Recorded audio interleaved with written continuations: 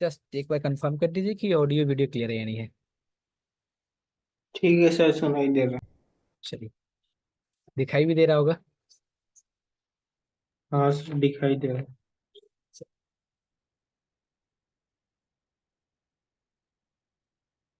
Last क्या पढ़ाए थे आप लोग, ध्यान है?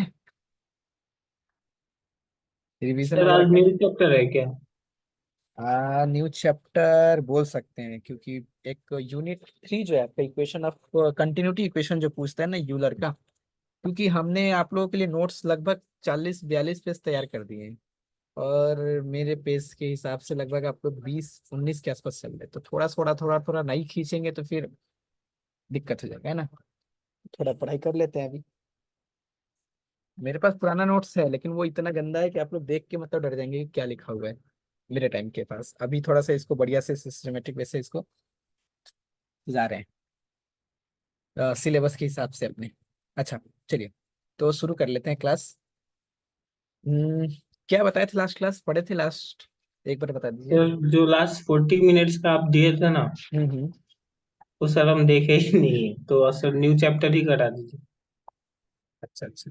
नहीं, लास्ट मतलब हमने जो कुछ बात किया था उससे ही रिलेटेड कुछ कुछ हम काम करेंगे आज। जैसे हम थोड़ा सा रफ कर देते हैं, 40 मिनट का था तो स्टेडी फ्लो और अनस्टेडी फ्लो की बात कर रहे थे ना। स्टेडी फ्लो और अनस्टेडी फ्लो की, तो इस तरह से यूनिफॉर्म फ्लो और नॉन यूनिफॉर्म फ्लो, जैसे जैसे बीच में वो सब टर्म आते जाएगा ना, हम वो बोलते जाएंगे, आप उसको जस्ट देख लीजिएगा, है ना, 40 मिनट का है तो। और लापरवाही मत कीजिए बिल्कुल भी, फ्लो है इसमें, फ्लूड में। नहीं सर, वो देख लेंगे, अचानक को याद ही नहीं पड़ा। आप अचानक अ, बोले नहीं तो देख लेते। अच्छा, हम आप लोग को पहले ही बोले हैं, थोड़ा सा फ्लूड के लिए मुझे टाइम मैनेज करना मतलब ये हो रहा है, तो हमको जब भी टाइम मिलेगा हम आपको मैसेज कर देंगे आप लोग। और क्लास अभी तो कॉलेज बंद है, मुझे जहाँ तक अभी पता चला है। सर हो रहा है कि कॉलेज, हो रहा है क्लास अभी। क्लास हो रहा, शुरू हो गया क्लास? अच्छा, हाँ चलिए। सर, वो तो नहीं तो मैं, हम 10 इस दिन टाइम से में हो नहीं रहा है। देते। हमको लगा कि क्लास कॉलेज अभी बंद नहीं वगैरह है सर, इसलिए। 3:30 बजे खत्म होता है एक्चुअली, हम आज गए नहीं कॉलेज। अच्छा वो अच्छा। जो पीरियड है आज अटेंडेंस मतलब 3:30 बजे तक जो 2 क्लास था, तो उसका अटेंडेंस नहीं लिया, तो मैं आज गया नहीं। अच्छा अच्छा, सही किया है। चलिए, तो एक्सेलरेशन ऑफ फ्लूइड पार्टिकल्स हमने लिखा था, A vector is equal to del Q upon del T and plus Q vector dot del and दस क्यू वेक्टर। अच्छा, यहाँ पे हमने इसको जब नोट्स दिया था तो इस चीज को एक नाम से बोलते हैं, और पहले भी मैंने इसको बोला था, जिसे टेम्पोरल या फिर लोकल एक्सेलरेशन। लोकल एक्सेलरेशन ध्यान रखना है, सिर्फ इससे पढ़ नहीं है। मतलब वेलोसिटी अगर टाइम के ऊपर डिपेंडेंट है, पार्शियली टाइम से ऊपर डिपेंडेंट है, तो हम लोग इसको लोकल एक्सेलरेशन बोल रहे हैं या फिर टेम्पोरल एक्सेलरेशन। ये तो पूरा एक्सेलरेशन है। और इस वाले को हम लोग बोलते हैं कन्वेक्टिव एक्सेलरेशन। एग्जाम में पूछ देगा कि इसमें से कौन सा आपका कन्वेक्टिव एक्सेलरेशन है और कौन सा आपका टेम्पोरल एक्सेलरेशन है। तो हमने पीडीएफ जब दिया था तो उसमें मैंने इस चीज को मेंशन कर दिया है, आप लोग उसको देख लेंगे। अच्छा, ये क्वेश्चन हमने कराया था कि नहीं? शायद हमने कराया था या नहीं कराया था, हमें नहीं लगता है कि हमने कराया था इसको। तो हम इसको अभी करा देते हैं। क्वेश्चन है कि इफ द वेलोसिटी, क्वेश्चन है ये है, इफ द वेलोसिटी। क्लासेस कब से स्टार्ट हुआ है आकाश कॉलेज में? सर ये एक्चुअली स्टार्ट तो मार्च से ही, मतलब 1 महीना पहले ही हुआ था, लेकिन एक क्लास हो रहा था। इस मंथ से सर रेगुलरली हो रहा है, तो अच्छा, 5 क्लासेस हो रहा है। तो मार्च न्यूमेरिकल, के 1 तारीख। न्यूमेरिकल कहाँ तक पहुंचा है? सर न्यूमेरिकल का तो हम एक भी क्लास, वो क्या बोलते हैं, न्यूमेरिकल का एक भी क्लास नहीं किया है, बाकी कर रहे हैं। बाकी क्या क्या किए हैं? बाकी सर वो डीवी का 1-2 क्लास किए, वो आई जे लूप करा रहे थे सर। प्रैक्टिकल में थोड़ा ऑड लग रहा था, कुछ समझ नहीं आ रहा था। किसमें? सर आई जे कितना सारा लूप यूज करके कर रहे थे वो, क्या डायगोनली क्या क्या कर रहे थे, टॉपिक भी याद नहीं मुझे। कौन सा टॉपिक था ये नहीं पता है? पता नहीं सर, वही समझ नहीं आया, आई जे लूप करके क्या कर रहे थे मैम। आई जे लूप करके लूप फॉर्म करना, ये क्यूबिंग का है शायद ये। अच्छा ठीक है, और कुछ? और वही क्या क्या हो रहा है। केसी सर मैकेनिक्स सर यूनिट 1 करा चुके हैं पूरा। एडवांस मैकेनिक्स का यूनिट 1 कंप्लीट हो गया है ना? हाँ, उसका सर नोट्स अब मतलब अच्छा से प्रिपेयर किया है सर ने, आपको भेज देंगे जब वो डालेंगे तो वेबसाइट में। सर अच्छा का खुद का अच्छा। वेबसाइट है तो उधर डालते हैं, लेकिन वो पब्लिक राहुल हो सर करा रहे हैं जाएगी। ये? नहीं नहीं, केसी कल्याण चक्रवर्ती। राहुल सर तो शायद इसमें है ना। अच्छा, सेंट पॉल में है राहुल सर। अच्छा अच्छा। आप लोग तो इसमें स्कॉटिश में है ना? हाँ सर। और फ्लूट का तो वो चैप्टर 1 शायद करा रही है वो, इंटीग्रेशन करके क्या था वही। इंटीग्रेशन नहीं, गॉस डाइवर्जेंस थ्योरम क्या? नहीं सर, वही कुछ अलग अलग क्या फॉर्मूला था, मुझे वो याद भी नहीं आ रहा है। कर्विलिनियर। अच्छा ठीक है, कोई बात नहीं। उसको भी साथ साथ कर लीजिएगा आप लोग भी, और इधर से जो करा रहे हैं उसको कर लीजिएगा, देन आप लोग और को वही 1 तारीख से गए थे तो अभी ज्यादा याद भी नहीं मुझे। हम तो अच्छा अच्छा। क्लास करते हैं, समझता तो कुछ है नहीं क्लास में, ऐसे ही आ जाते हैं अटेंडेंस। ठीक है, उसको कर लीजिएगा, जितना उधर से होगा उधर से कर लीजिएगा, और इधर से जितना करा रहे हैं आप लोगों को, यूनिट 2 करा रहे थे ना? यूनिट 2 और यूनिट 3 आप लोग तो 3 साल का पीवाईक्यू देखे होंगे।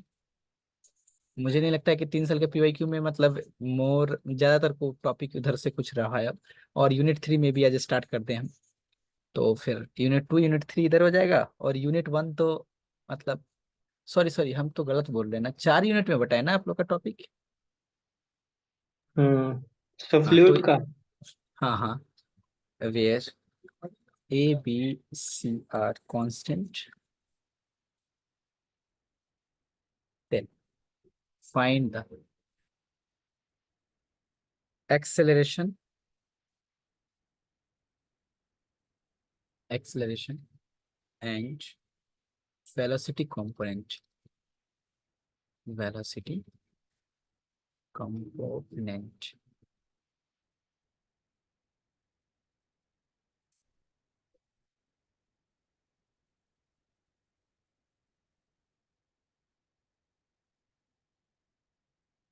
The velocity distribution q is equal to ax square y and jby square zt and k cap plus cz t square, और ए बी सी बोले कांस्टेंट, तो हमें फाइंड करना है एक्सेलरेशन, और उसके साथ साथ क्या फाइंड करना है हमें?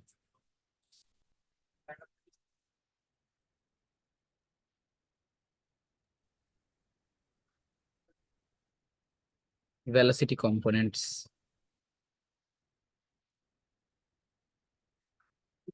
अच्छा, एक्सेलरेशन कंपोनेंट मैंने अलग अलग कराया था आप लोग को, a x a y a Z. Just इसको कंफर्म कर दीजिए हमें। हाँ कराया तो होगा, क्योंकि ये तो इसके पहले पेज में है। सर वेलोसिटी और डिस्प्लेसमेंट वाला कराया आपने? अच्छा अच्छा। एक सेकंड, हम जरा सा हम पेज निकाल के देख लेते हैं, आप एक बार फ्लूट का नोट्स, जस्ट एक सेकंड। हाँ कराए हैं नहीं कराया पता चल जाएगा। लास्ट का 6 नंबर पेज, हाँ। लास्ट का जो 8 नंबर पेज है ना, इसमें मैंने सारा कंपोनेंट, ये मैंने जस्ट शायद इसमें बोला नहीं था क्लास में। एक्सेलरेशन, हाँ ठीक ही है, कराया तो था। ए एक्स ए वाई ए तो जेड ये लास्ट सब। 40 मिनट्स में कराया होगा सर, वो वाला हम हम्म। नहीं देख रहे अभी तक। हाँ हाँ। तो इसमें एक्सेलरेशन कंपोनेंट कैसे फाइंड करते हैं वो चीज़ हमने और सेंड भी किया है इस पीडीएफ को, अगर चाहे तो आप देख लेंगे, तो ये हो जाएगा। सिंपल सा है कि हाँ, एक्स एक्सिस के अलॉन्ग तो उसका कंपोनेंट वाई एक्सिस के अलॉन्ग, और जेड एक्सिस के अलॉन्ग जो कंपोनेंट होगा वही एक्सेलरेशन कंपोनेंट है, और कुछ नहीं है। तो in the velocity distribution Q दिया हुआ है, ये चीज मेरा द एक्सेलरेशन। सॉल्यूशन कर लेते हैं इसका। इस टाइप का एक क्वेश्चन रहता है आप लोगों में। The acceleration a vector is equal to, अगर मान लेते हैं कि एक्स वाई जेड, अगर तीनों में अलग अलग बात करें अगर हम, तो क्या हो सकता है ये कि हाँ सर, एक्स एक्सिस के अलॉन्ग कंपोनेंट एक्सेलरेशन का, वाई एक्सिस के अलॉन्ग कंपोनेंट एक्सेलरेशन का, और जेड एक्सिस के अलॉन्ग कंपोनेंट एक्सेलरेशन का, यही तो मिलकर पूरा एक्सेलरेशन बनाता है। Is given by a vector is equal to a x. अब ये कंपोनेंट वाला चीज हम यहाँ पे लिख कर आए हुए हैं कि ए एक्स इज इक्वल टू क्या होगा, जो पीडीएफ में सेंड किया है आप लोगों को। A x is equal to क्या, a y is equal to क्या, and A Z is equal to. तो उसको वहां से हम उसका ये ले लेते हैं, रेफरेंस ले लेते हैं।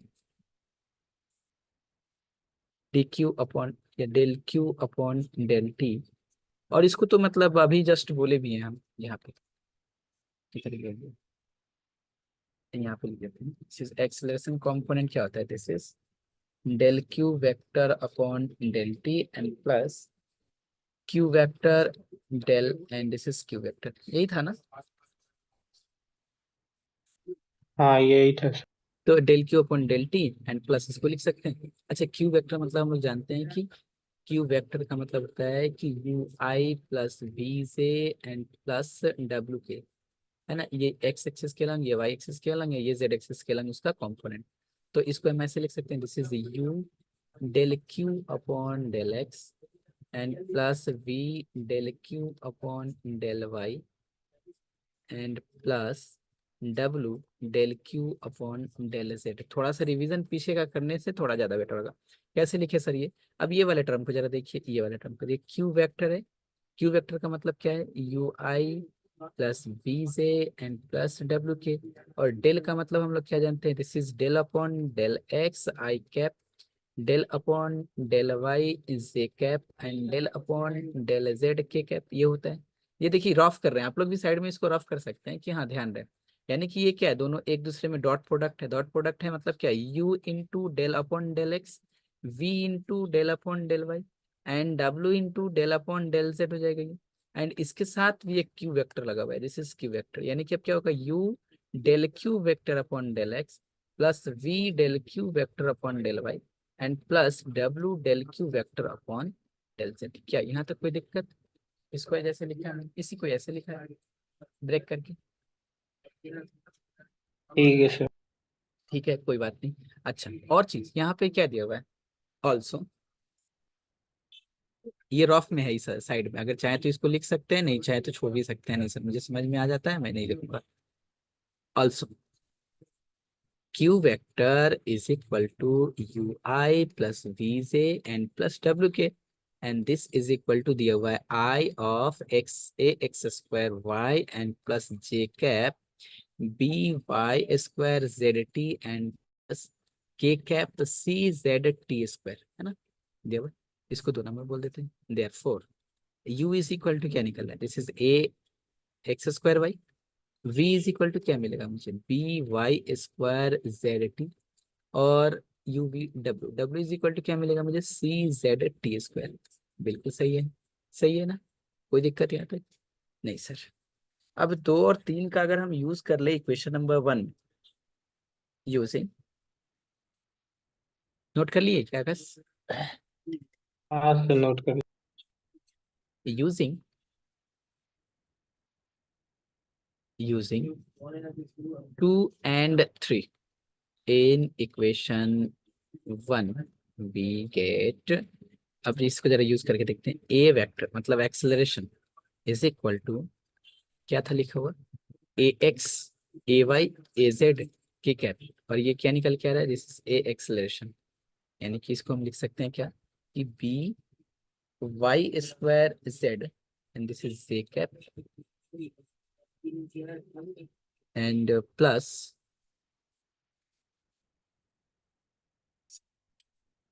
B Y square. 1 मैंने किसको लिया था? इसको लिया था ना? तो del Q upon del T क्या होगा? Del Q upon del T with respect to T, तो ये तो खत्म हो गया। हाँ ठीक है। B Y square Z and with respect to T D Q upon D T, this is A cap and plus 2t C Z के cap and plus A x square with respect किसे कर रहे हैं? D Q upon D T पर कर रहे हैं respect to T. And उसके बाद क्या है? Del Q upon del x with respect to x, a x square and this is 2a, थोड़ा सा गड़बड़ हो जाएगा क्या? 2axy, this is i cap and b Y square Z t a x square i cap plus 2BYZ, 2BYZ and this is J cap, and plus a C T square Z, BY square T J cap plus C T square K cap। क्या सही है आकाश? देखिए एक बार। Sir उधर ax² y होगा क्या? हाँ अब एक सेकंड देख लेते हैं। कहाँ पे? यहाँ यहाँ। सर पहले वाला में, उससे पहले वाला पहले पे? वाला जो। अच्छा ये वहाँ पे। हाँ हाँ बिल्कुल इधर। बिल्कुल। बिल्कुल एक्स स्क्वायर वाई। बाकी सब ठीक है। विथ रिस्पेक्ट टू एक्स देखिए यहाँ पे क्या है, del q upon del t, del u upon del x, del u upon del Y and del u upon del z. U we डब्ल्यू का वैल्यू पुट करते गए, सबको यहाँ पे ला के रखती है। क्या सही है ना? हाँ सर। ठीक है। बस इसको थोड़ा सिंप्लीफाई कर लेते हैं। दिस इज इक्वल टू, मुझसे पहले एक्सेलरेशन पूछ रहा था तो पहले एक्सेलरेशन निकाल लेते हैं। 2ax³ y² plus bx² y² ZT i cap. सबके लॉन्ग, एक्स के लॉन्ग, वाई के लॉन्ग, जेड के लॉन्ग अलग अलग लिख देते हैं। और वाई के लॉन्ग क्या मिल रहा है? दिस इज बी को अगर बाहर किया जाए, वाई स्क्वायर बहुत रम है इसमें, y² z and 2by³ z² t² and plus cy² z t³ and J cap. एक बार चेक कर लेते हैं।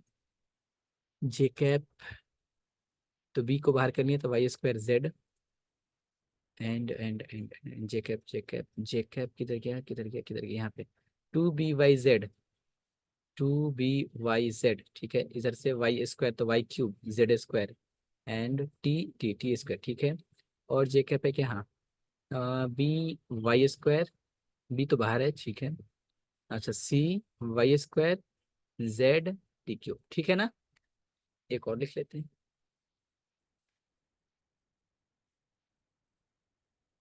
ठीक लास्ट है। ठीक है, plus c 2tz plus CZ t⁴ k कैप। Therefore, the component of the acceleration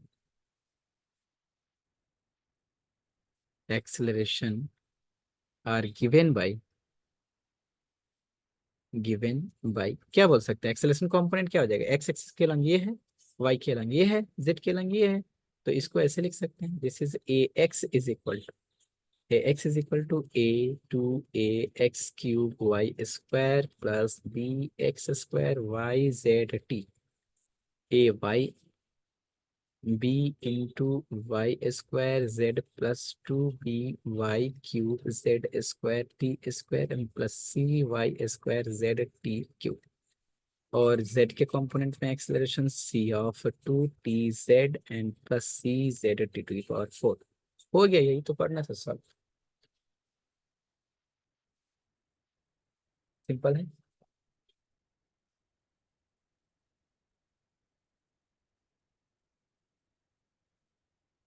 इसको थोड़ा और बड़ा करना पड़े तो आप क्या कीजिएगा, यहाँ से dq/dt निकालिएगा एंड देन सबको थोड़ा बड़ा लंबा करना हो तो सबको अलग अलग निकालिएगा, देन सबको पुट कीजिएगा तो और लंबा हो जाएगा थोड़ा।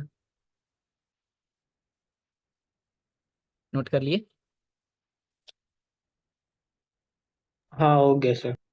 देखिए एक और क्वेश्चन ये होमवर्क के लिए। अच्छा देखिए इसे हम सेम टाइम एकदम same to copy paste question है तो इसको फिर हम नहीं करेंगे, ये आप लोग कीजिएगा। Determine the acceleration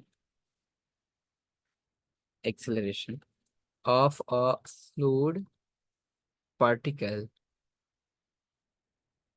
from the following flow field। Q vector जो दिया हुआ है आपका, this is I A x², this is A same है, x y² t J bx² y t and k cap से CX y z। ये velocity component दिया हुआ है आपके पास, और आपको इसका एक्सेलरेशन निकालना है, इसका कंपोनेंट भी फाइंड करना है ना।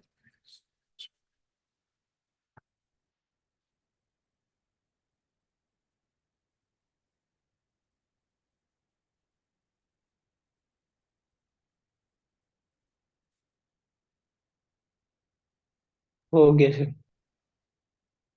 अच्छा, मैंने एक्सेलरेशन ऑलरेडी प्रूफ करा दिया आप लोगों को, लेकिन एक और अल्टरनेटिव मेथड है। तो एग्जाम में अगर आए तो यही अल्टरनेटिव मेथड का यूज अगर करेंगे तो ज्यादा बेटर होगा, मुझे ये चीज बेस्ट लगा ये अल्टरनेटिव मेथड। क्योंकि इसी मेथड के ऊपर आगे जितना सारा क्या बोलते हैं इसको, कंटिन्यूटी इक्वेशन होगा ना, तो इसी के ऊपर हम लोग बेस करके सारा काम करेंगे।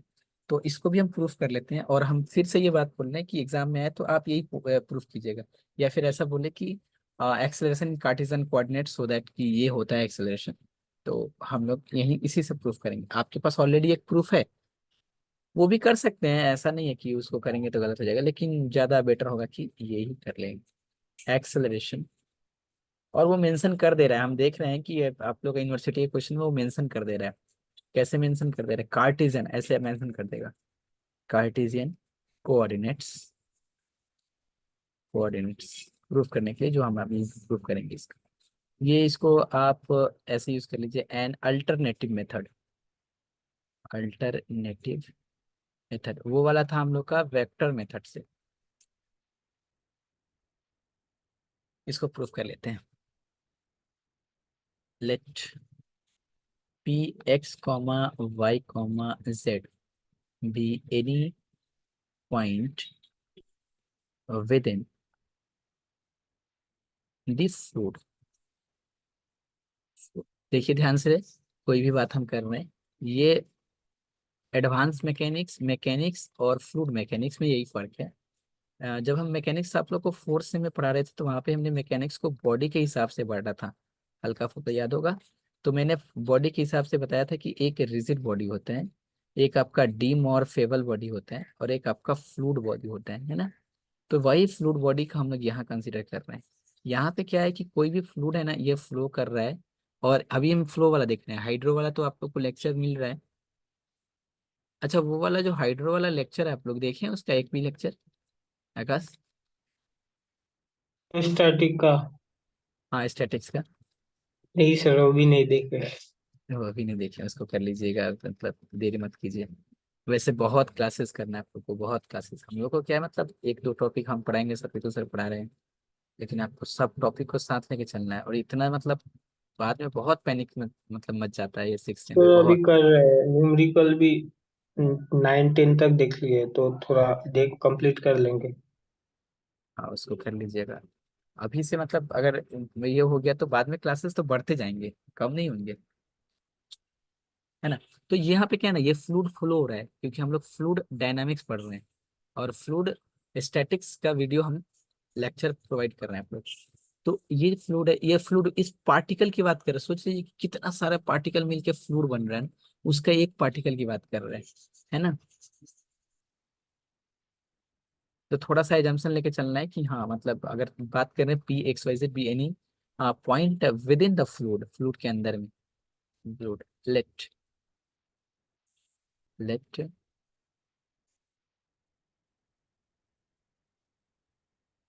u comma v comma w be components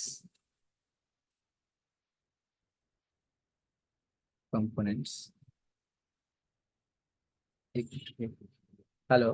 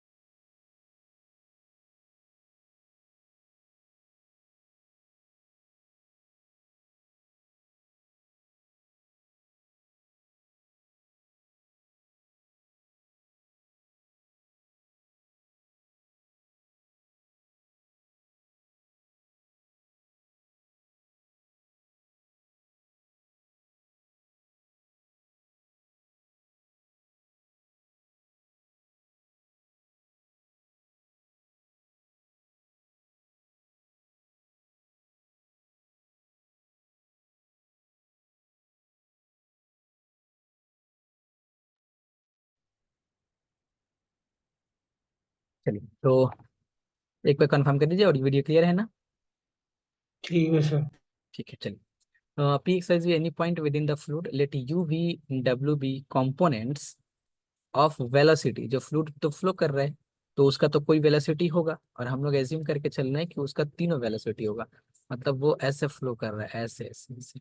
मतलब एक्स के डायरेक्शन में भी, वाई के डायरेक्शन में भी, जेड के डायरेक्शन में भी, तीनों डायरेक्शन में हम इसको एज्यूम करके चलते हैं कि ये फ्लो कर रहा है। Velocity of the element, of the element of the fluid, fluid at P. तो let u is equal to, u मतलब क्या, u मतलब velocity component along X axis. इसको क्या मानते हैं? This is F of x comma Y comma Z comma T. ठीक, let particle which is at, particle which is at p x comma y comma z at time t move to q x plus u del t y plus v del t and z plus w del t. P point at a time t पे कहाँ था? P पे। तो t plus del t time पे ये move किया, तो कहाँ मूव करेगा? X plus you del t. मतलब डेल टी टाइम में ये जो वेलोसिटी है उसका एक्स एक्सिस के अलॉन्ग, वाई एक्सिस के अलॉन्ग और जेड एक्सिस के along. After a short time, after a short time del t. और एक्सेलरेशन तो यही बात है ना, हम लोग क्या करते हैं सर, पी पॉइंट पे पार्टिकल है, क्यू पॉइंट पे पार्टिकल है, ये अगर एक्स कॉमा वाई है तो ये एक्स प्लस डेल एक्स हो गया, वाई प्लस डेल वाई हो गया। ये टाइम टी पे था और ये t plus del t time था। इन्हीं का डिफरेंस लेते हैं विथ रिस्पेक्ट टू टाइम, तो वही तो एक्सेलरेशन आ जाता है, वही प्रूफ करेंगे और कुछ नहीं। Delta if u plus del u be x component, x component of velocity at q, then u plus del u is equal to f of x plus u del t। ध्यान रहे कि ये सिर्फ और सिर्फ y प्लस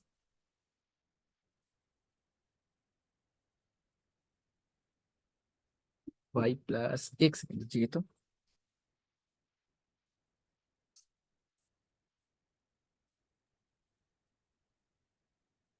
ये तो हम चेक कर लेते हैं। Velocity component।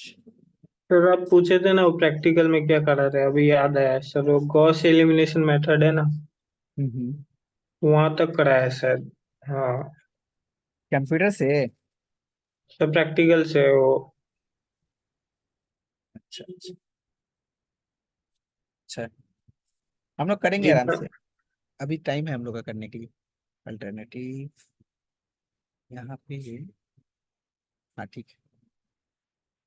U plus del U be the x component of velocity at q, then y plus e v del t and z plus w del t। हम लोग बहुत बाद में करेंगे del t, प्रैक्टिकल हम लोग अभी करेंगे लगभग कुछ क्लासेस हो जाने के बाद। सर एक्चुअली मैम ने बोला था वो अप्रैल में फाइल सबमिट करना है, तो मैम गूगल क्लासरूम में नोट अपलोड करती है, तो उसका फाइल बना के, तो अच्छा मैम अच्छा बोली कि वही सर तो बीच में टेस्ट लेगी शायद, तो मैं यही सोच रहा था सर, प्रैक्टिकल कब स्टार्ट करेंगे आप, क्योंकि समझ में भी नहीं आ रहा, तो जब फाइल बनाएंगे तो मैम बोला था कि पर्सनली क्वेश्चन पूछेंगे। अच्छा, वो सब हो जाएगा, टेंशन मत लीजिए।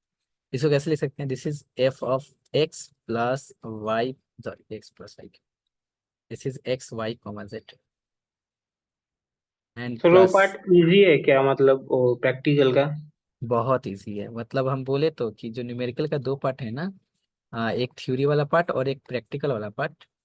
तो इधर से जो 20 मार्क्स का प्रैक्टिकल का आता है, तो 20 में से 90 नहीं होगा, 19 नहीं होगा, और जो 10 नंबर है वो नहीं पता है मुझे, वो कॉलेज के हाथ में होता है, और 5 नंबर वाइवा होता है। तो वो लोग पूछ भी सकते हैं कि आपके मामा जी का नाम क्या है, ये बता लीजिए। तो 5 नंबर इस पे भी मिल जाएगा।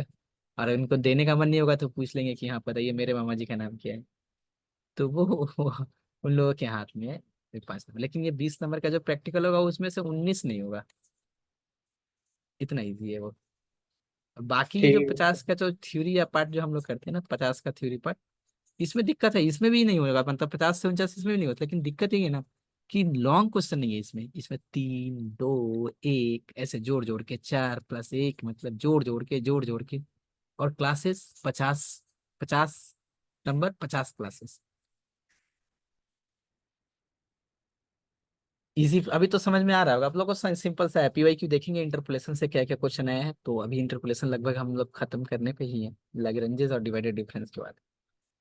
चलिए आते हैं इधर। This is del f upon del x and plus v del f upon del Y and plus डब्ल्यू del f upon del z and plus del f upon del t into this is del t plus terms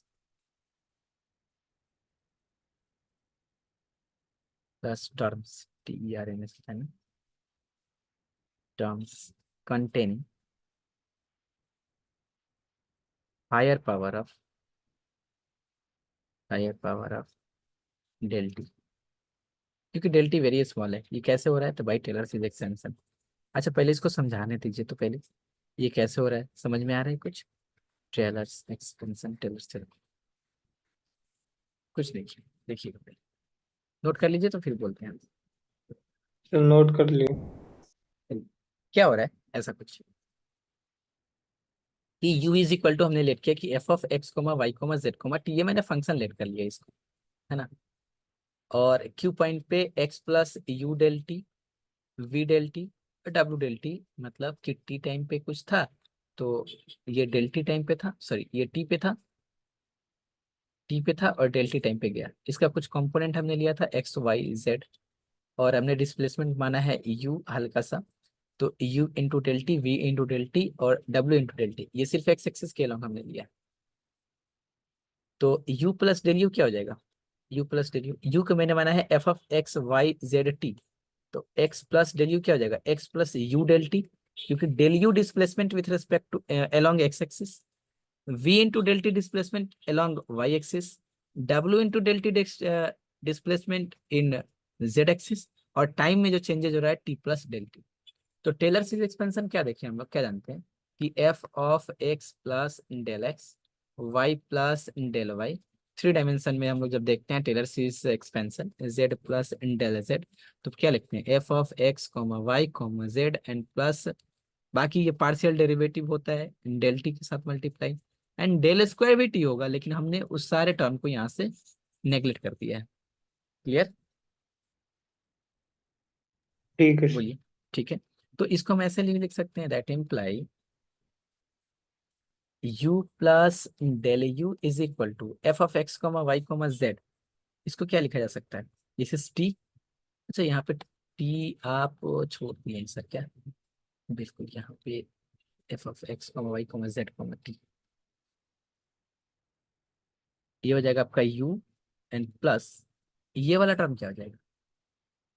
u into, अगर हम x along x axis के अगर लेते हैं तो del f upon f का value u, del u upon del x and plus v into del u upon del y, w del u upon del z and plus del u upon del t and into del t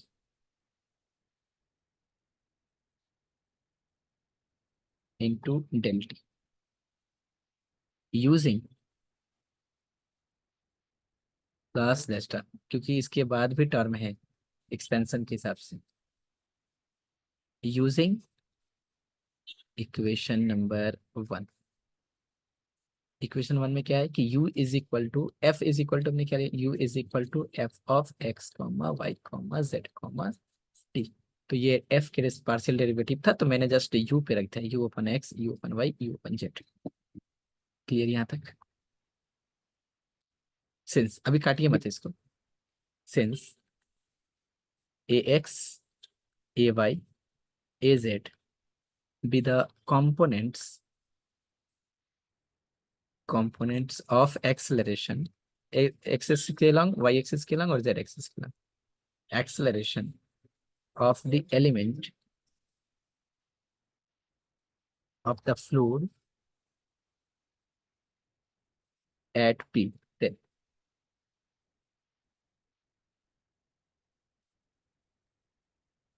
Then ax is equal to, मतलब x axis के along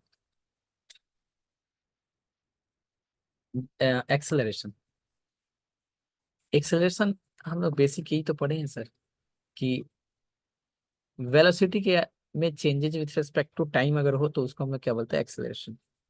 तो इसको हम लिख सकते हैं, this is del limit del t tends to zero and del u upon del t, velocity का changes u, velocity component था with respect to x, with respect to time अगर हम देखें changes with respect to time t, क्या लिख सकते हैं इसको, limit del t tends to zero and ये क्या हो सकता है मेरा, u प्लस डेल यू था ना, u प्लस डेल यू था ना at the time t plus del t पे, और t टाइम पे क्या था, u था, माइनस यू अपॉन, सर बोलेंगे फिर इसको एक्सपेंड करने की क्या जरूरत है, अभी मालूम चल जाएगा क्यों. तो u कैंसिल हो जाएगा तो क्या बचेगा, limit del t tends to zero. अब ये क्या टर्म बचेगा मेरा, ये वाला u plus del u plus ये टर्म, यानी कि u plus u into del u upon del x, v del u upon del y, w del u upon del z, del u upon del t, डो t minus u, ये वाला minus u upon del t, ये u से u पहले ही cut दे sir, नहीं रहने दीजिए वैसे ही.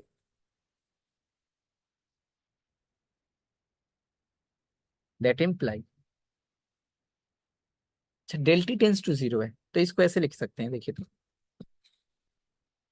बाई यूजिंग टू कर लीजिएगा by equation.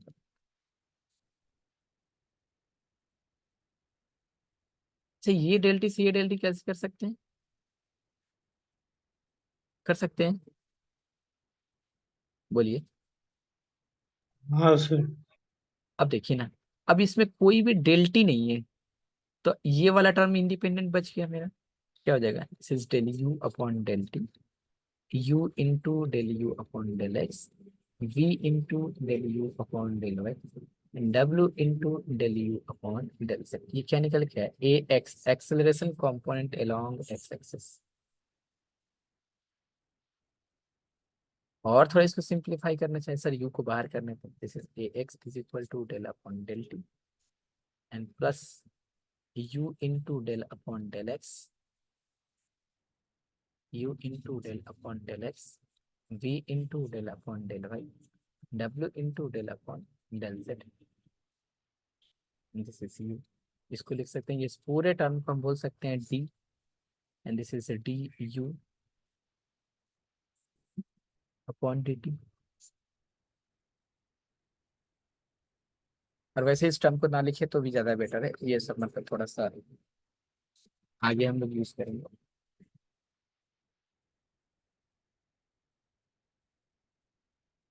Where d upon D t is equal to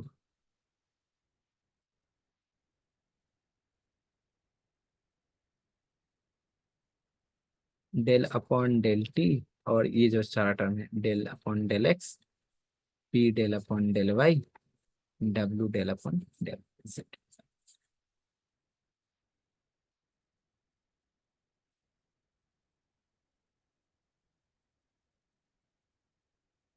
तो सिमिलरली इस तरह से हम निकाल सकते हैं किसका, y का z का. Similarly we have the A Y, मतलब acceleration component along y axis, तो ये u लिए थे मैंने x एक्सिस के डायरेक्शन में, तो इसमें क्या आ जाएगा v, मतलब क्या d v upon D t, बाकी तो चेंज नहीं होगा. इधर भी क्या, इसको मतलब ऐसे भी लिख सकते हैं, दिस इज इक्वल टू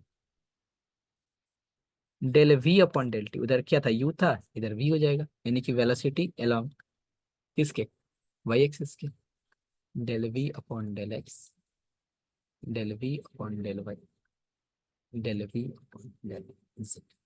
इसको 4 नंबर बोल दीजिए।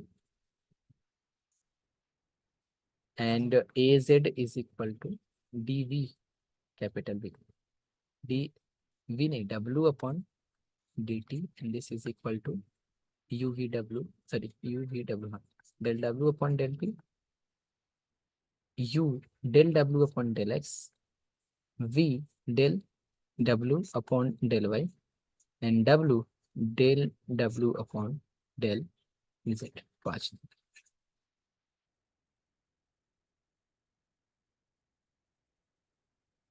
ये वेलोसिटी का कुछ अल्टरनेटिव में था जिसको हमने पहले भी प्रूफ किया था, और आज इसको फिर प्रूफ कर लेते हैं। अब जो मतलब मेन टॉपिक जो है आपका यूनिट 3 का, वो स्टार्ट होता है यहाँ से। अगर इसको नोट कर लें तो फिर बताइए, फिर हम आगे चलते हैं। ठीक है सर। सर आपने ऊपर जो ब्रैकेट दिया है ना, वो यू प्लस से होगा, नहीं तो कैंसिल नहीं हो रहा है। कौन सा वाला बोलिए तो। सर ऊपर जाइए और, हाँ हाँ सर, आप जो ए एक्स से स्टार्ट हुए उसका सेकंड, हाँ सेकंड वाला सर, यू प्लस से ब्रैकेट होगा। सर आप ब्रैकेट यू से दिए है ना, वो limit del t tends to zero, हाँ हाँ हाँ। ब्रैकेट यू प्लस से के बाद से ब्रैकेट होगा। क्यों, ठीक है। अच्छा अच्छा अच्छा अच्छा, एक सेकंड एक सेकंड, हाँ हाँ ठीक बोल रहे हैं। नहीं तो ये तो ई डेल्टी सब में मल्टीप्लाई हो जाएगा। सही बोले, दिस इज यू एंड डेल्टी। अब ठीक है ना, ये यू से ये यू हाँ कैंसिल, सर अभी डेल्टी से। ठीक है। चलिए अब थोड़ा बात कर लेते हैं डिस्चार्ज की।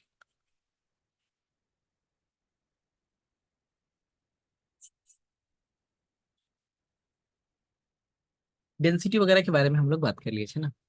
डिस्चार्ज कुछ नहीं, इसको डिनोट करते हैं हम लोग क्यू से। ये क्या है, वॉल्यूम फ्लो रेट को बताता है। एक एक ऐसे मतलब बड़ा सा टंकी है, इस टंकी से मतलब डिस्चार्ज हो रहा है वाटर, है ना। तो क्या बताता है ये, volume flow rate, volume flow rate.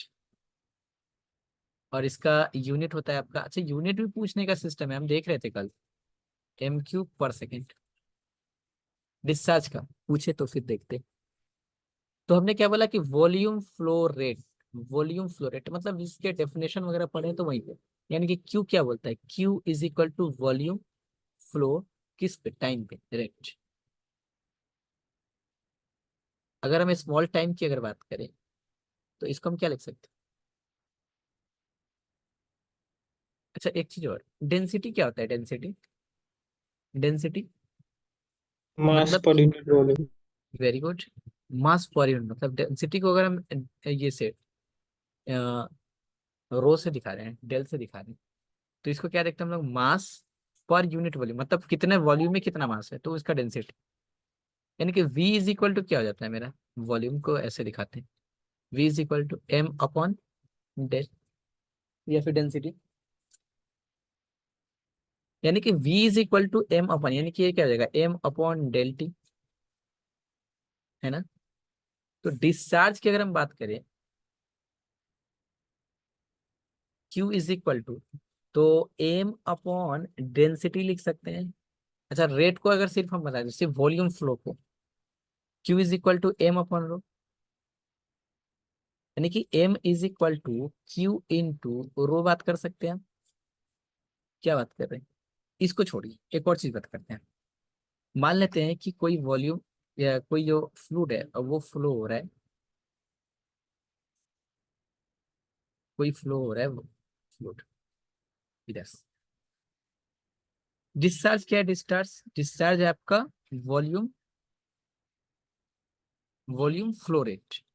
Volume flow rate मतलब क्या, वॉल्यूम कैसे, अगर मान लेते हैं इसका वॉल्यूम फाइंड करना हो तो कैसे फाइंड करेंगे, इसका जो एरिया है और जो लेंथ है उसको मल्टीप्लाई कर दे तो वॉल्यूम निकल जाएगा, है ना। अगर इसका वॉल्यूम निकालना है हमें, इसका वॉल्यूम तो कैसे निकाल सकते हैं इसका वॉल्यूम, तो सर इसका एरिया के साथ इसके लेंथ को मल्टीप्लाई कर दीजिए। मान लेते हैं इसका ए एरिया है, A is equal to area and L is equal to length.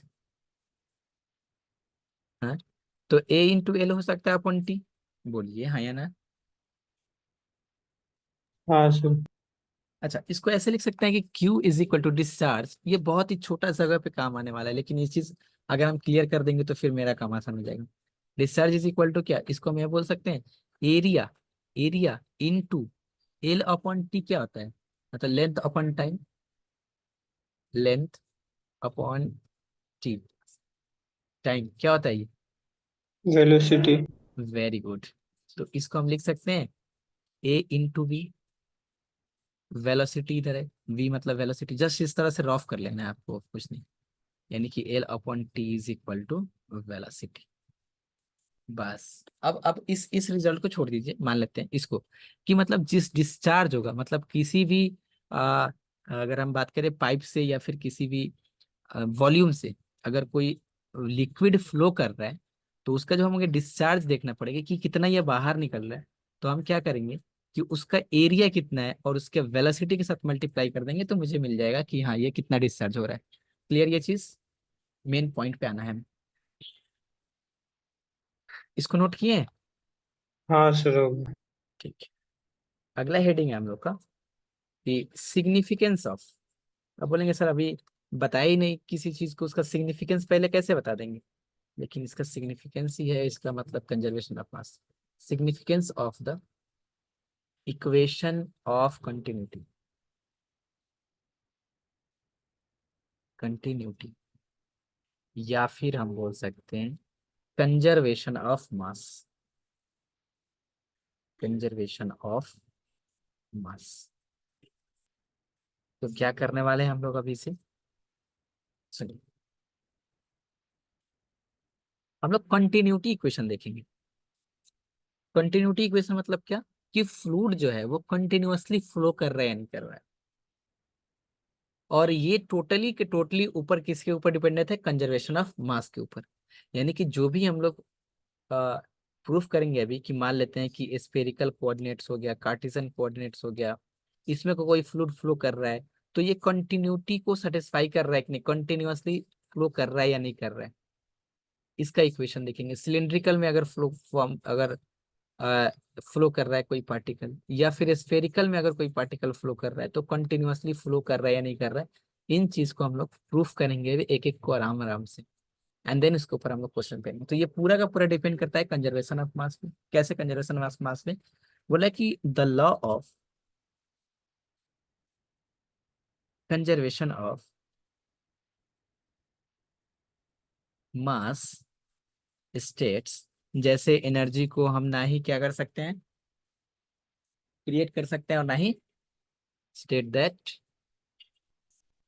Fluid mass destroy कर सकते हैं, can be neither created, neither created not destroyed। Law of conservation mass state that fluid mass, जो fluid mass होगा मेरा, neither created nor not destroyed। The equation of continuity, the equation of continuity aims at expressing the law of conservation of mass in a mathematical form, mathematical form। Thus, in continuous motion,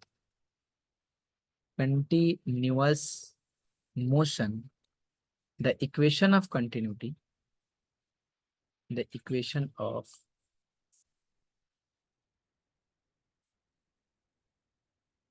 continuity expresses the fact that the increase in the mass of the fluid within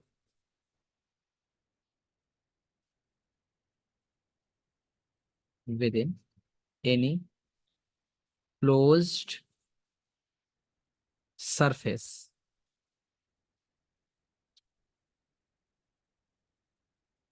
drawn in the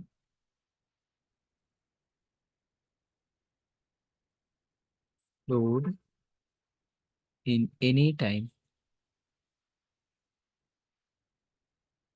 must be equal to the excess of the mass that happens, that flows in over the mass that flows out.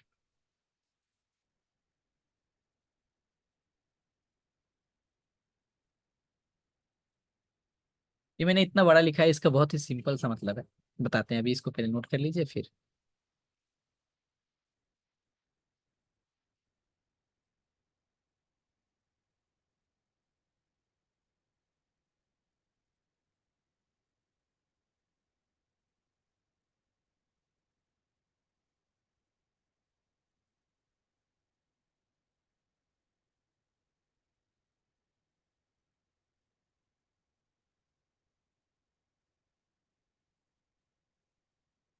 हो गया।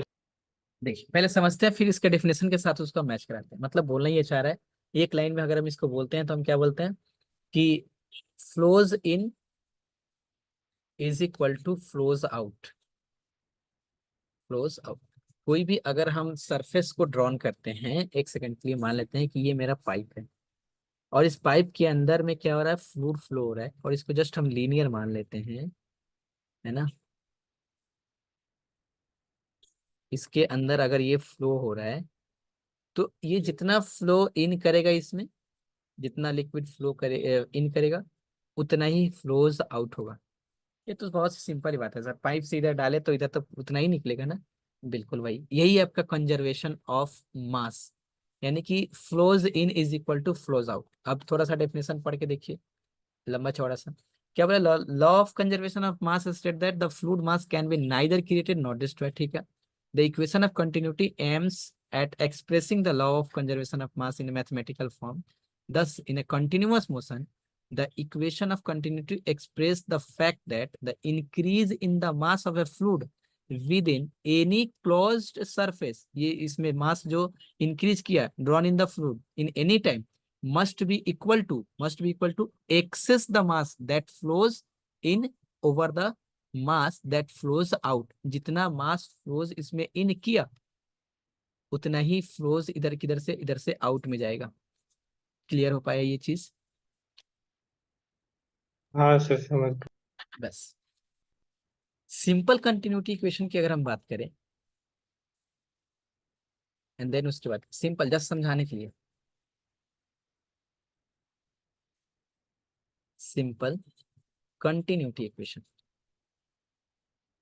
Continuity equation मतलब float continuously flow हो रहा है।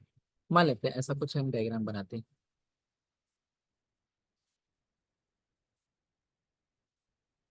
ठीक है।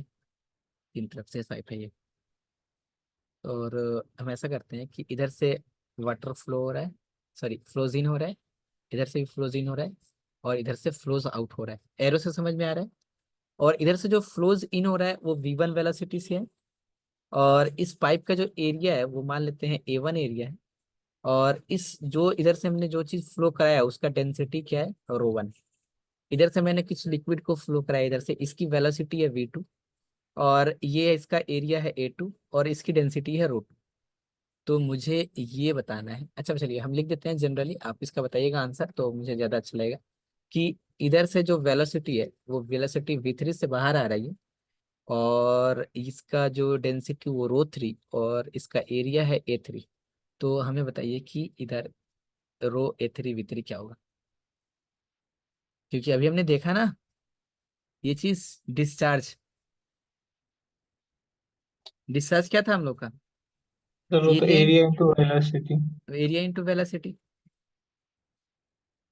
Discharge था, उसके साथ कंटिन्यू है इसके क्या बोलते हैं इसको, रो को मल्टीप्लाई कर देंगे तो वो क्या हो जाएगा, फ्लूइड का फ्लो हो जाएगा मेरा, या डिस्चार्ज हो जाएगा, उसके जो डेंसिटी है उसके मल्टीप्लाई कर देता। पूछा क्या आपने, मास? नहीं नहीं नहीं, ये पूछ रहे हैं। अच्छा चलिए हम इसको कर देते हैं। हम लोग क्या जानते हैं कि कंटिन्यूटी इक्वेशन के हिसाब से, इक्वेशन ऑफ कंटिन्यूटी या फिर मास ऑफ कंजर्वेशन के हिसाब से, based on mass of conservation, conservation हम लोग क्या जानते हैं, फ्लोज इन जितना होगा उतना ही फ्लोज आउट होगा, ठीक ना। हम इसको ऐसे दिखाते हैं, देयरफॉर फ्लोज इन, ये फ्लोज इन के दिखाते हैं, equal to flows out access,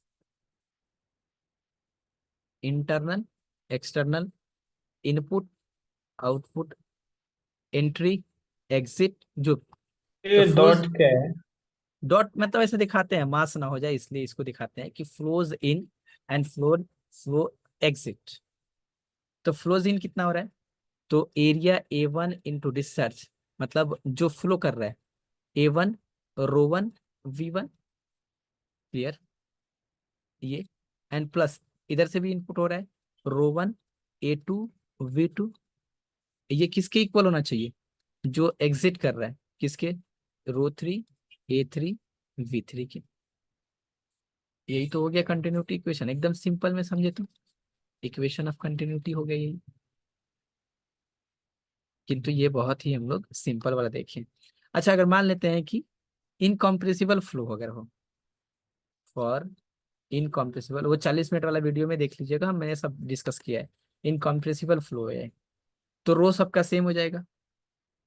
अब रो कांस्टेंट हो गया तो रो इधर से निकाल के कैंसिल कर देंगे, मतलब क्या हो जाएगा, A1 V1 is equal to, sorry sorry, A1 A2 V2 is equal to A3 V3 in area into velocity. ये भी कंटिन्यूटी इक्वेशन ही है इस पाइप के लिए। क्लियर हो रहा है ये चीज, बाउंस तो नहीं कर रहे हैं ना। ठीक है। अब हम लोग का आता है the equation of continuity by Euler's method. इसको देखिए जाए, और ये क्वेश्चन आप लोग का एग्जाम में आया हुआ है।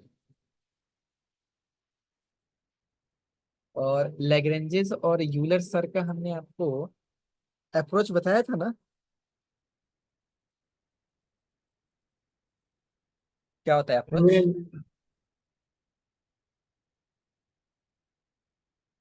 हमें बताइए क्या होता है, कुछ बताइए मुझे। कौन वाला पूछ रहे हैं आप सर, ये लैग्रेंज यूलेरियन, इक्वेशन? हाँ अप्रोच क्या है इन लोगों का, मतलब किसी फ्लूइड पार्टिकल को देखने का नजरिया क्या है इन लोगों का, लैग्रेंजियन सर का और यूलेरियन सर का।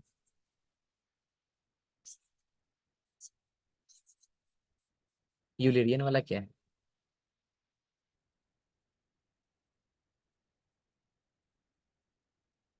याद नहीं आ रहा सर।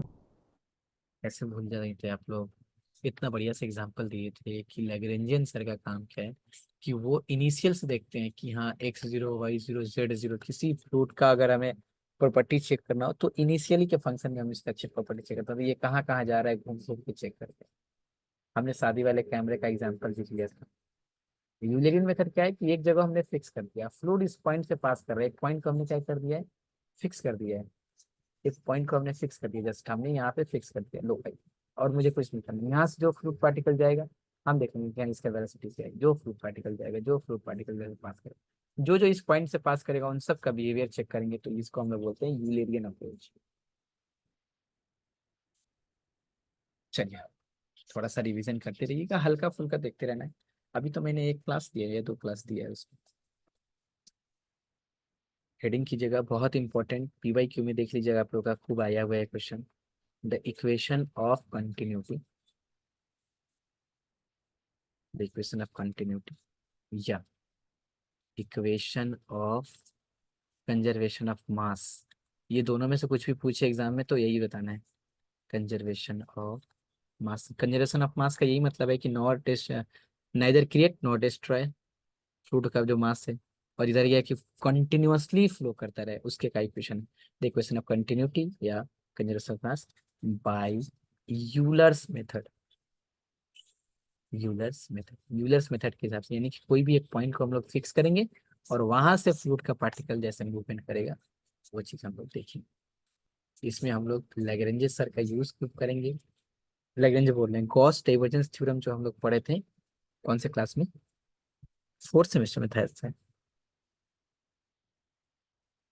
हाँ सर, फोर्थ में। फोर्थ में था। चलिए, तो एक मान लेते हैं हम, फ्लूइड पार्टिकल से कुछ एलिमेंटल एरिया, फ्लूइड पार्टिकल में ही कुछ एलिमेंटल एरिया ले लेते हैं कि एस,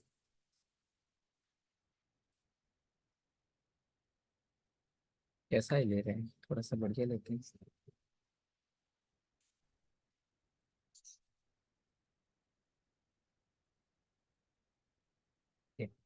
एस, इसका वॉल्यूम जो है वो V है, ये एस, ये फ्लूइड के अंदर एक पार्टिकल उठाया हुआ है ना, और इसमें हम एक सिलेक्ट कर रहे हैं क्या, दिस इज डेल एस, ये वाला, मतलब एस एक एरिया लिए, इसके अंदर हमने सिलेक्ट किया डेल एस को, मतलब उससे भी छोटा है।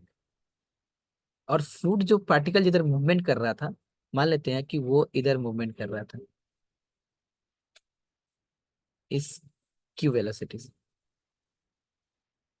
और इसके परपेंडिकुलर, फ्लूइड पार्टिकल के परपेंडिकुलर मैंने एक वेक्टर लिया, this is called an vector.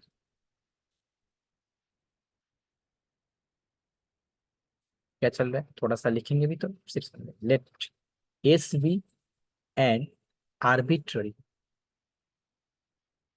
Arbitrary small closed surface, small closed surface drawn in the compressible fluid, मतलब रो को हम चेंज कर रहे हैं ना, चेंज हो सकता है, compressible fluid enclosing, सर एक बार फिर से बोलिएगा, वो कॉल आ गया था पापा का बीच में तो लीव कर बिल्कुल गए थे। ठीक है ठीक है, वॉल्यूम V, क्या है ना, कहाँ पे अपन छोड़े थे इसको, चलिए हम देख के बताते हैं। कॉन्टिन्यूटी क्वेश्चन देखना है, तो ऐसे ये है ना, फ्लूइड ऐसे फ्लो कर रहा है, ऐसे फ्लूइड इसमें फ्लो कर रहा है, उसी के बीच में ये इमेजनरी मैंने ये एक एरिया लिया है जिसका हमने एस बोला, और इसका जो वॉल्यूम है उसको मैंने वी बोला, ये जस्ट इमेजनरी है, फ्लूइड के अंदर ही फ्लो हो रहा है, उसी के अंदर ये मैंने एक आर्बिट्ररी आर्बिट्ररी एक स्मॉल क्लोज सरफेस हमने एज्यूम कर लिया, जिसका वॉल्यूम मैंने वी लिया। ठीक है, क्लियर। सर फिर से लीव कर गए थे, आप स्टार्टिंग से एक बार बोल दीजिएगा, बार बार कॉल आ रहा था, हम अच्छा कॉल अच्छा, अभी उठाए। चलिए देखिए क्या बोल रहा है कि कंटिन्यूटी इक्वेशन देखना है, मतलब अगर एक पाइप की बात कर रहे हैं, अगर हम एक पाइप की बात कर रहे हैं, है ना, तो इसमें फ्लो कर रहा है कोई, बहुत सारा पार्ट फ्लूइड पार्टिकल फ्लो कर रहा है, तो इस फ्लूइड पार्टिकल के अंदर में ही मैंने एक एज्यूम कर लिया ये वाले एरिया को s, elemental area, s be arbitrary small close surface drawn in the compressible fluid, और इसका वॉल्यूम मैंने वी लिया है। ये कोई ऐसा शेप वगैरह कुछ नहीं है, ये फ्लूइड के अंदर ही मैंने एज्यूम कर लिया है मैंने, कि इस तरह का एक एरिया है जिसका एरिया एस और वॉल्यूम वी है। ठीक, उसका एक स्मॉल इसका एरिया ले रहे हैं, मतलब मैंने तो एज्यूम किया था ये वाला स्मॉल एरिया, इसका भी एक वेरी स्मॉल वाला, इसका जो वेलोसिटी है, पार्टिकल की बात कर रही है, तो स्मॉल एरिया है बहुत सारे फ्लूइड पार्टिकल का, उसमें से एक पार्टिकल की बात कर रहे हैं जिसका वेलोसिटी ये क्यू वेक्टर है, और इसके परपेंडिकुलर ठीक मैंने एन वेक्टर लिया है। ठीक है, अब क्लियर हुआ है। और अभी लिखेंगे भी साथ में कि s be arbitrary small close surface drawn in the compressible fluid, enclosing a volume V and let S be taken fixed space.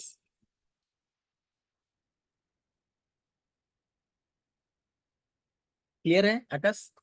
Fluid के अंदर में ही है ये सब. ठीक है sir. Let P x comma y comma z be any point of S and let rho x comma y comma z comma t density. Rho क्या है? डेंसिटी, क्योंकि ये कॉम्प्रेसिबल फ्लूइड है. इनकॉम्प्रेसिबल होता तो constant. G be the fluid density at p at any time t. Let del s denote element of the surface S enclosing P, and let n cap be the unit onward drawn normal at del S, and let q vector be the fluid velocity at p. पहले यहाँ तक देखिए, इस चीज को, ये part तो मैंने सब इसका ये बताया, इंट्रोडक्शन पार्ट ही जैसा है. ये वाला पॉइंट समझने का है, इसको पहले नोट कीजिए फिर बताते हैं.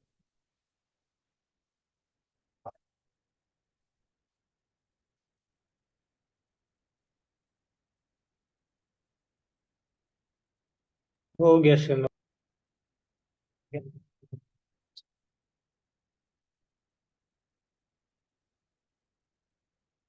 क्या मैंने बोला कि del s denote the element of the surface. Element of the surface मतलब एस मैंने जो एलिमेंटल एरिया जो लिया है क्लोज सरफेस फ्लूइड के अंदर में ही, including P, and N vector with the unit onward normal. Onward मतलब नॉर्मल हम लोग दो तरीके से ड्रॉ कर सकते हैं.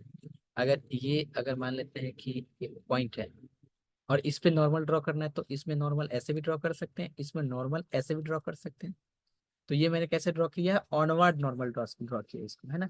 ये चीज बोल रहे हैं. ठीक है, यहाँ तक ये चीज क्लियर है.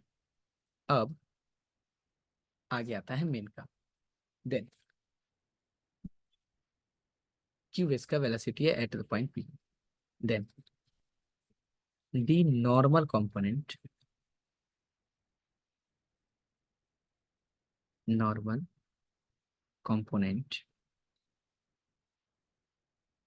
Of q vector measured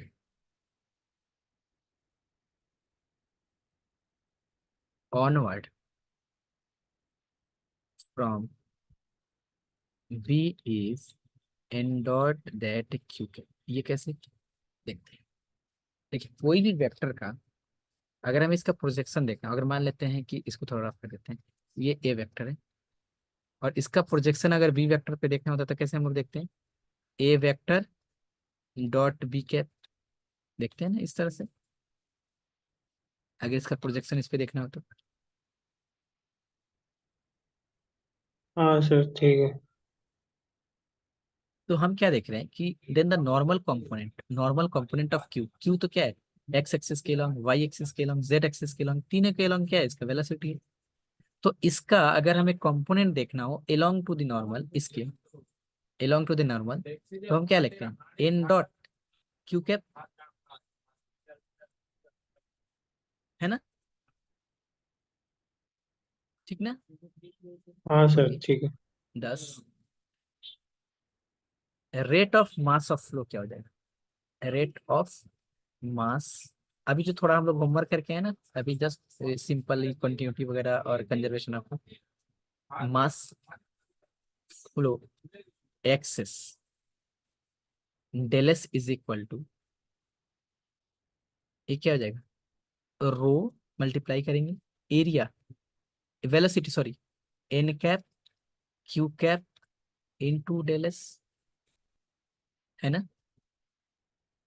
clear हो पा रहा है ये चीज? सर ये रेट ऑफ, कैसे लिखे, फिर से बोलिए तो एक बार। जी, जस्ट अभी हमने बात किया था ना डिस्चार्ज का, थोड़ा सा अभी मैंने बात किया था डिस्चार्ज का, जिसको हम क्यू से डिनोट कर रहे थे। डिस्चार्ज को हमने क्या बोला था? वॉल्यूम फ्लो रेट, है ना? हाँ, इसको क्या बोले? Area into velocity. समझ में आ रहा है? क्लियर हो रहा है अभी?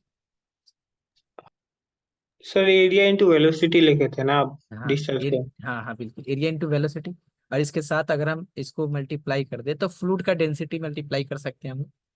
ए इंटू रो इंटू वी, जैसे अभी हमने देखा था ना इसमें फ्लो में, पाइप वाला फ्लो जो हम लोग किए थे, ए इंटू वी इंटू रो। हाँ सर। ठीक। अब देखिए यहाँ पे हमने इस एरिया की बात कर रहे हैं, कौन सी एरिया की? डेलेस एरिया की, मतलब हमने rate of flow excess del s, del s की वजह से जो फ्लो हो रहा है वो कितना हो रहा है, तो इसका डेंसिटी रो ले लेते हैं। इसका वेलोसिटी कितना होगा? तो velocity along normal n cap into q cap, है ना? होगा। एंड जो एरिया है उसका क्या है? डेलेस है, तो इसको डेलेस लिखते हैं। तो ये एक्सेस फ्लो किसके लिए है? किसके लिए? ये सिर्फ डेलेस एरिया के लिए। तो अगर हमें पूरे एरिया की बात करना पड़े, therefore the total, therefore the total rate of mass flow across S, across S क्या हो जाएगा? तो इसको सर इंटीग्रेट कर दीजिए। एस इंटू, मान लेते हैं पूरा एस है, तो rho into N cap Q cap into D S, क्या बोलते हैं आप? बोलिए तो।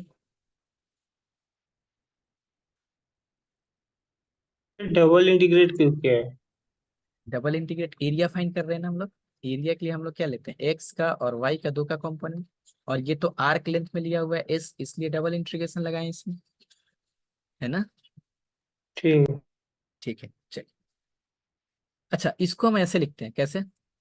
ट्रिपल इंटीग्रेशन ऑफ वी, तो del rho q vector and d v, ये कैसे लिखते हैं?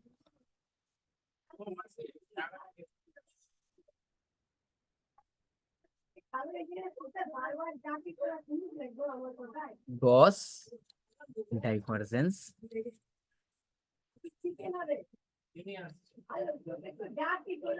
थ्योरम। क्या देखे थे हम लोगों ने कि अगर s f vector dot n cap d s, ये किसके इक्वल होता है? Volume of v del f vector and d v. यहाँ पे आप बताइए कि वी वेक्टर मेरा, एफ वेक्टर कौन सा है मेरा? एयर, यहाँ पे बोले तो air. Rho q vector. Very good, f vector is equal to rho q vector, बस। तो ये मेरा रेट फ्लो आया, मतलब rate of mass of flow, और इसको मैंने वॉल्यूम में ट्रांसफर किया है by Gauss divergence theorem. Gauss divergence theorem, इसको जरूर लिखिएगा। That imply, therefore the total rate of mass flow into V is equal to minus of, एक बार गॉस डाइवर्जेंस का फॉर्मूला वो लेफ्ट साइड में दिखाइए तो। हाँ हाँ लिख लीजिए इसको साइड में। अच्छा, ये स्मॉल v नहीं, ये स्मॉल v से हम लोग वेलोसिटी दिखाते हैं, ये वॉल्यूम दिखाते हैं ना। हो गया sir. This is equal to minus of rho q vector and dv।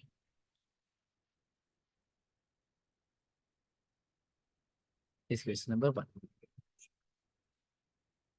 अच्छा, ये माइनस क्यों लगा है? ये माइनस जस्ट आया है आपका, ये ऑनवर्ड, ऑनवर्ड ड्रोन जो मैंने लिया था ना नॉर्मल, इसलिए। और अभी हम फिर इसके ऊपर कुछ क्वेश्चंस करेंगे तो थोड़ा ज्यादा और क्लियर हो जाएगा ये, थोड़ा सा वेट कीजिए फिर। अगेन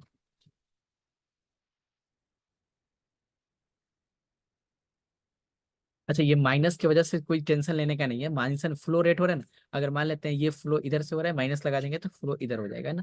तो फ्लो मैंने माइनस में क्यों लिया है, क्योंकि वो ऑनवर्ड ड्रॉन नॉर्मल लिया है, मतलब ऑनवर्ड डायरेक्शन में लिया है, इसलिए। अगेन, द मास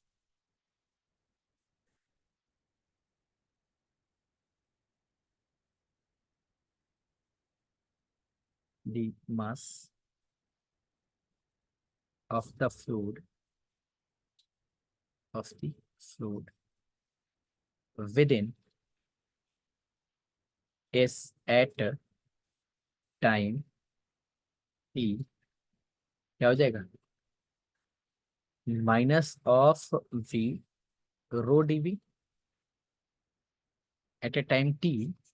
इसके अंदर जो मास होगा फ्लूइड का, कैपिटल बी, तो इसका जो वॉल्यूम होगा, मैंने इसका वॉल्यूम डीवी लिया है, तो पूरे एस मास के लिए क्या हो जाएगा, रो उसका जो डेंसिटी है इंटू वी, क्योंकि mass is equal to rho into density. ठीक ना। हाँ सर ठीक। ठीक है, therefore the total rate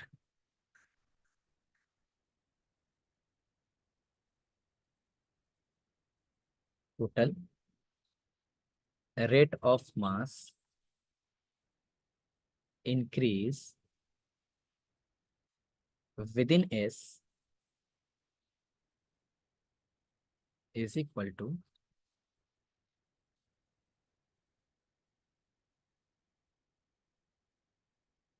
total rate of mass। एक मिनट। अच्छा अच्छा अच्छा, ठीक है जी। रेट मैंने यहाँ पे यूज नहीं किया।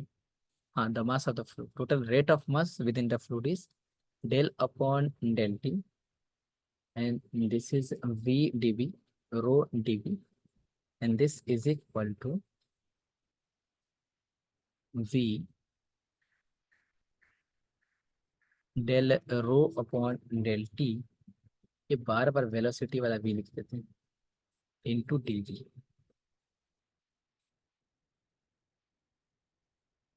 1 नंबर इक्वेशन किसी को दिए थे क्या? हाँ। अब ये वाला पॉइंट कैसे होता है समझते हैं।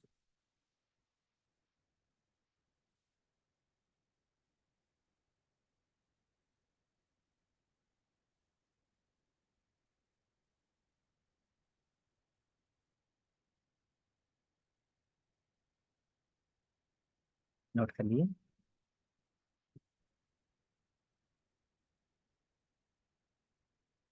हाँ सर। देखिए समझते हैं, थोड़ा सा ऊपर से लेके आते हैं, और हम एक पिक्चर ही बना लेते हैं, मान लेते हैं। और ये आएगा अलग से ही कार्टेशियन कोऑर्डिनेट, जो आप लोग के एग्जाम में पूछ रहा है। हमने क्या बताया, सबसे पहले ये देखा कि टोटल इनफ्लोज रेस कितना है, मास, फ्लूइड मास, टोटल इनफ्लो कितना हो रहा है। तो इनफ्लो हमने कितना देखा, वो हो रहा है आपका minus of total mass flows into v. कितना हो रहा है, minus of v rho del rho, जो भी integration of v del rho del q d v, ये मेरा हो रहा है। टोटल वॉल्यूम ऑफ मास कितना है इसमें, तो अगर डीवी मास है, रो डेंसिटी है, उसको इंटीग्रेट कर दे अगर, तो मेरा वैल्यू मिल जाएगा। तो रेट ऑफ मास इंक्रीज कितना हो रहा है, तो विथ रिस्पेक्ट टू टाइम अगर हम इसको डेरिवेटिव कर दें तो इसका रेट निकल जाएगा। इंक्रीज कितना हो रहा है, इंक्रीज इसमें। ठीक है, यहाँ तक क्लियर है ये चीज। देखिए, ये मैंने इनफ्लो को अभी मैंने नहीं लिया, इसको तो वही चीज तो प्रूफ करना है कि जितना इनफ्लो, आप बोलेंगे सर जितना इनफ्लो हुआ है उसी को यहाँ पे रखिए ना, नहीं, जो इनफ्लोज हुआ है और उसी को तो इक्वल दिखाना है, मतलब जो इसके अंदर है पहले से। ये इनफ्लो हुआ तो अंदर पहुंचा, तो हम पहले देख रहे हैं कि आखिर गया कितना, ये कैलकुलेट कर रहे हैं, अच्छा इतना गया। अब फिर देख रहे हैं कि आखिर अंदर में है कितना। हम दोनों देखेंगे कि हाँ सर, जब दोनों इक्वल होगा ना, क्योंकि जितना अंदर ये बाहर से अंदर गया है उतना ही तो अंदर रहेगा, तो इन दोनों को इक्वल करेंगे। तो ये वाला चीज क्या है, ये वाला चीज है कि कितना इनफ्लो हुआ, और इनफ्लो होने के बाद ये अंदर कितना है उसको देख रहे हैं, एंड दोनों को इक्वेट कर देंगे। समझ पा रहे हैं। सपोज हाँ sir. Suppose that the reason V of the fluid contains neither। अच्छा, सिंक और सोर्स हम लोग को बाद में पढ़ना है, थोड़ा सा हम इसके बारे में बोल के चले जाते हैं। neither sources nor sink। Since और सोर्स का मतलब क्या है कि वो जो आप लोग का ये लगा होता है ना, क्या बोलते हैं इसको, ऐसे हाथ वाथ होते हैं इसमें, ऐसे नल लगा होता है, क्या बोलते हैं इसको, बेसिन बोलते हैं ना। तो ये क्या होता है, हाँ सर। जो भी हम लोग हाथ धोते हैं पानी इधर से ये इधर से सिंक कर जाता है। सिंक का मतलब क्या है कि किसी पॉइंट से या फिर कोई सोर्स किसी भी पॉइंट से वाटर क्या हो या फिर कोई भी फ्लो क्या हो कि वो अंदर की तरफ चला जाए, मतलब यहाँ से सिंक हो जाए, खत्म हो जाए। और सोर्स का मतलब क्या है, सोर्स का मतलब है कि कहीं पे देखोगे आप, ये ऐसे पाइप का सप्लाई किया हुआ है और यहीं से पाइप फूट गया और यहाँ से फुहारा जैसे निकलने लगा, तो ये क्या है, सोर्स है ये, यहाँ से वाटर का सोर्स है। तो बोल रहा है कि suppose that the region v, जो ने रीजन वी लिया था उस एरिया में फ्लूड के अंदर की ही बात कर रहा है, मतलब अगर ये पाइप होता और हमने इस एरिया की बात पे कारा काम कर रहे होते तो यहाँ पे ये पाइप का ना ही तो कोई सिंक है ना ही सोर्स है, यानी कि इधर से ना तो फ्लूड कहीं पे गायब हो रहा है और ना ही इधर से कहीं बाहर अंदर इसमें इंक्रीज कर रहा है। तो वो सिर्फ सोर्स और सिंक हम लोग पढ़ेंगे बाद में। neither source nor sinks, that is there are no inlets। अच्छा, यहाँ पे ब्रैकेट में भी लिखा भी हुआ है, नो इनलेट्स और outlets through which fluid can enter or leave the region, then by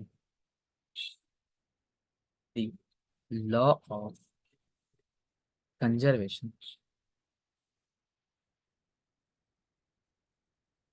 law of conservation of the fluid mass, the rate of the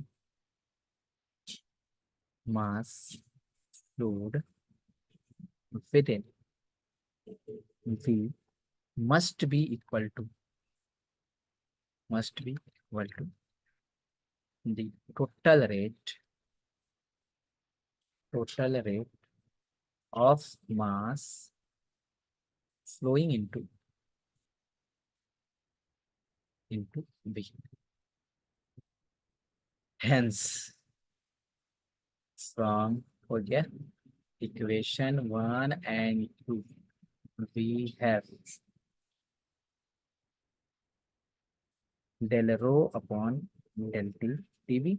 इसके अंदर कितना इंक्रीज हुआ और मैंने बाहर से कितना भेजा, तो मैंने बाहर से भेजा था इतना, अंदर इंक्रीज किया है इतना, ये दोनों इक्वल होगा कैसे, by the law of conservation के हिसाब से।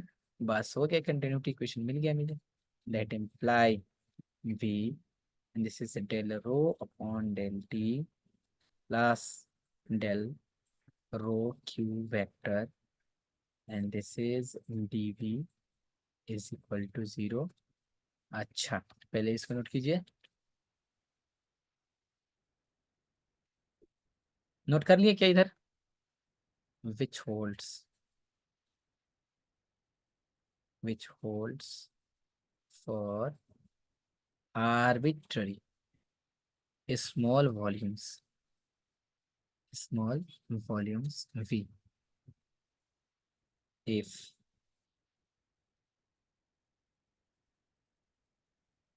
या if नहीं, यहाँ पे कुछ और वॉल्यूम्स करने से ज्यादा बेटर होगा। अच्छा,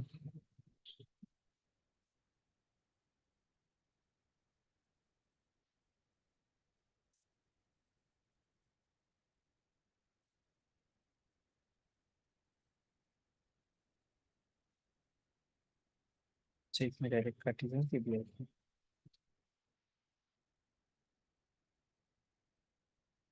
तो लिख लिया वहां तक। Okay, just 1 second.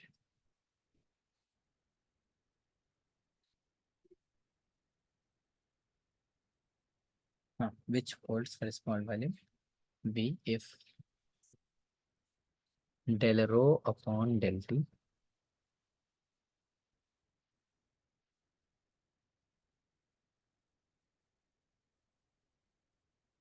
del rho upon del t plus rho del q vector is equal to 0। ये है आपका कंटिन्यूटी क्वेश्चन। अच्छा, ध्यान से समझना है। ये क्या है? आर्बिट्ररी वॉल्यूम v के लिए मैंने लिया है। अगर मैंने पूरे volume small volume capital v को ले लें तो ये इंटीग्रेट होकर v बनेगा मेरा। And v is equal to v तो नॉट इक्वल टू 0 हो सकता है, यानी कि ये वाला टर्म 0 होगा। यानी कि अगर हमें दिखाना हो कि कोई भी फ्लूइड पार्टिकल अगर वेलोसिटी कंटिन्यूटी है, इक्वेशन मतलब उसका कंटिन्यूअसली मोशन में है, तो हमें ये वाला इक्वेशन को इक्वल टू 0 दिखाना पड़ेगा। सर इनकम्प्रेसिबल फ्लूइड हो जाए तो ये तो 0 हो ही जाएगा, बस हमें ये दिखाना पड़ेगा 0। क्यू वेक्टर क्या है? तो उसका वेलोसिटी है। क्लियर? इसको इक्वेशन 3 दे दीजिए। Equation 3 is called the equation of continuity or the conservation of mass, and it holds at all points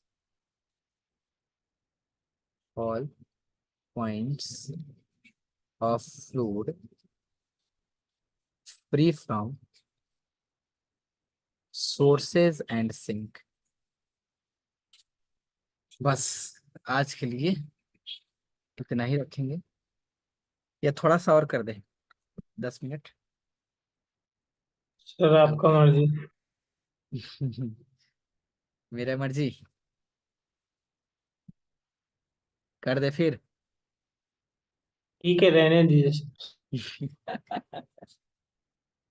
ठीक है, रन देते हैं, हाँ। चलिए, तो आज इतना ही रन देते हैं इसमें। अ, अच्छा, इसको कार्टिजन फॉर्म में अगर ट्रांसफर करना हो तो क्या करेंगे इसमें? कार्टिजन फॉर्म में तो सर ये सबको एक्स के टर्म में लिख दीजिए, हो जाएगा कार्टिजन फॉर्म। तो अगर हम एक लाइन और इसमें अगर एक्सपेंड करें तो थोड़ा सा आसान हो जाएगा। In Cartesian form, Cartesian coordinate system, coordinate system, ध्यान रहे ये वेक्टर फॉर्म से कोऑर्डिनेट सिस्टम आप कार्टिजन सिस्टम में जा रहे हैं, सारा वेक्टर फॉर्म में किए। Del rho upon del T, जबकि एग्जाम में आपसे पूछा है, दिखाएंगे अभी वो क्वेश्चन कराएंगे तो नेक्स्ट क्लास में। डेल को क्या लिख सकते हैं इसको हम लोग, इस चीज को I cap del upon del X. Saving document इतना दे दे तक क्या होता है पता नहीं चलता इसमें। And J del upon del Y and K del upon del Z. उसके बाद क्या है अंदर में? Rho into Q. Q vector मतलब U I rho V J rho W K, यानी कि क्या? Del rho upon del T. I cap के साथ मल्टीप्लाई हो जाएगा। फिर del upon del X, this is rho U. Rho को बाहर नहीं निकाल सकते, डेंसिटी कॉम्प्रेसिबल फ्लूइड हमने एज्यूम किया ऊपर ही पहले। And this is del upon del y rho v, del upon del z rho डब्ल्यू। एंड दिस तो उधर जी को प्लस होगा, आप मल्टीप्लाई कर दिए। कहाँ पे? सर कहाँ कहाँ? प्लस था ना ऊपर। अच्छा अच्छा अच्छा अच्छा अच्छा।